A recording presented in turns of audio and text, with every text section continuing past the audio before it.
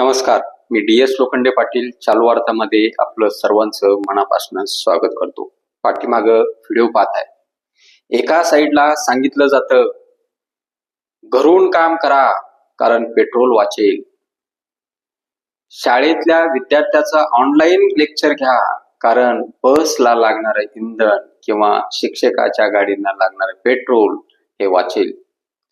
दुसऱ्या बाजूने सांगितलं जातं विदेश दौरे कमी करा, ट्रॅव्हलिंग कमी करा. एकंदरीत सगळा व्ह्यू जो आहे तो आहे इंधन वाचवण्याचा. पेट्रोलियम मंत्र्यांनी सांगितलं की 60 दिवस पुरेल एवढा साठा भारताकडे आहे. त्यांनी 60 सांगितलं म्हणजे आपण 45 दिवस धरायला हरकत नाही.